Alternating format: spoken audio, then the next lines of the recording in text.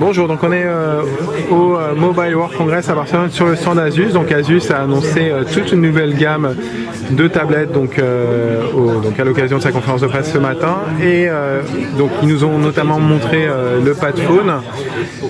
Et donc le principe du PadPhone, c'est qu'on déjà c'est presque une tablette avec un dock classique. Et sauf que la particularité, c'est que déjà, voilà, donc ça s'enlève déjà en mode tablette, hein, comme une transformer classique. On va la remettre sur son dock. Voilà.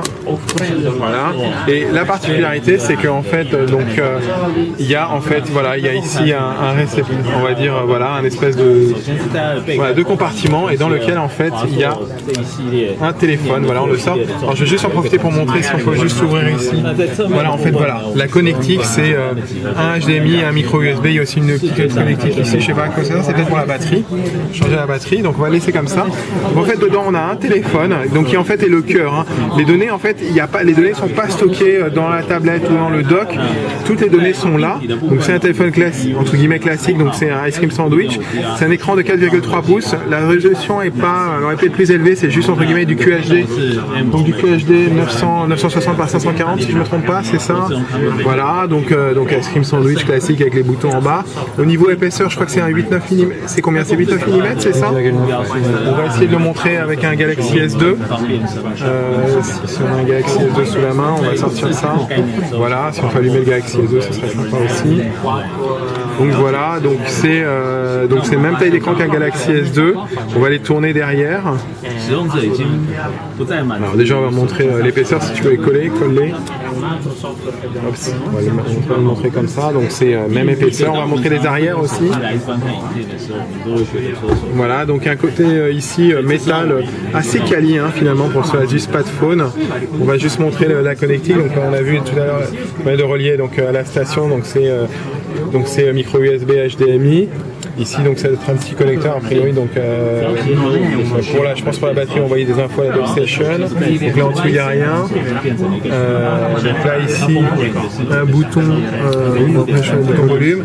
Sur le haut on doit avoir le bouton marche-arrêt, et le jack. Si on peut l'ouvrir, parce qu'en fait pour montrer que voilà, la batterie est amovible, et surtout on peut rajouter donc ici c'est la carte SIM et la carte micro SD. Voilà, la batterie qui fait elle fait la batterie 1520 mAh, donc c'est correct. Il faut savoir que dedans c'est un processeur, on va le fermer. Donc c'est un processeur double cœur Qualcomm 1,5 GHz dual core. Donc on ne sait pas par contre si c'est la dernière version, les 8260 S4 avec le cœur Crate, ou si c'est la précédente version, un 8260. Donc il n'y a pas le même finesse de gravure. Voilà, donc ça c'est un téléphone, il a l'air assez fluide, c'est pas mal. Surtout qu'après c'est lui qui fait marcher la tablette. Donc là on va lancer une vidéo. Voilà.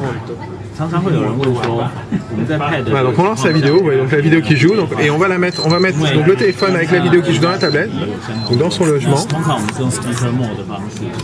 Voilà, on ferme le logement d'abord, voilà, on ferme bien, et en fait après voilà, et en fait on voit la vidéo qui continue directement sur la tablette ici avec son clavier, donc en mode ordinateur. Voilà. Donc il faut savoir aussi que voilà, on va arrêter la vidéo, on va aller sur l'écran d'accueil pour montrer la partie autonomie batterie. Il y a un petit voilà, on va vous montrer ça. En fait il y a la batterie du téléphone qui est en haut, donc 84%, la batterie de la station, donc en fait qui est la tablette, le mode tablette, et la station d'autre qui est le clavier. En fait il y a 3 batteries, et en fait avec ces 3 batteries on arrive sur la station, donc la batterie de station qui est la tablette. On a une batterie de a priori 6600 mAh. Donc dans les téléphones on a dit 1520 mAh. Voilà, alors voilà aussi ce que nous dit Asus, c'est qu'en fait si vous prenez juste la tablette, vous êtes à 5 fois plus d'autonomie que juste le téléphone seul, et si vous prenez en plus le dock qui a lui aussi donc le clavier qui a une batterie, vous êtes à 9 fois plus d'autonomie. Voilà. Donc ça a l'air assez fluide, hein, alors que c'est dual, c'est un double cœur. On ne sait pas quelle version. Juste dire que ça ressemble à une transformer assez classique puisque c'est un écran 1280 par 800 pixels. On connaît pas, il n'y a pas marqué si c'est un IPS, mais je pense que c'est pas un écran très. On peut peut-être voir sur le paramètre d'écran. Qu'est-ce que c'est comme écran? Est-ce que c'est de l'IPS ou pas? Donc après, non, c'est un écran classique. C'est pas IPS+. Après, ce serait peut-être un IPS classique. On n'a pas d'infos là-dessus. Il faut savoir qu'en fait, dans cette tablette, il n'y a pas de processeur en fait. Hein. C'est le téléphone qui fait processeur. Par contre, l'intérêt, c'est que les données sont stockées dans le téléphone. Donc, on soit en mode tablette ou en mode téléphone, on a toutes ces données. Donc voilà, donc on est sur les smartphones, voilà. On va peut-être montrer, voilà, sur une version 4.03 d'Android, Ice Cream Sandwich. Je vais vous montrer la mémoire. Donc c'est la mémoire du téléphone, il faut le savoir. C'est dans Storage. Donc a priori il y a donc 9. Donc je pense que le téléphone doit avoir. Dans les 16 Go a priori, je crois que c'est même noté. Oui, alors en fait il y aura 3 versions de téléphone. Il y aura 16 Go, 32 Go ou 64 Go. Et a priori 1 Go de RAM, c'est ça. Je suis en train de vérifier de la LPDDR2 en RAM. Ok. Je pense qu'on a fait un peu le tour. Alors bien sûr on n'a pas d'idée du prix, mais Asus a annoncé que ce smartphone sortirait en avril.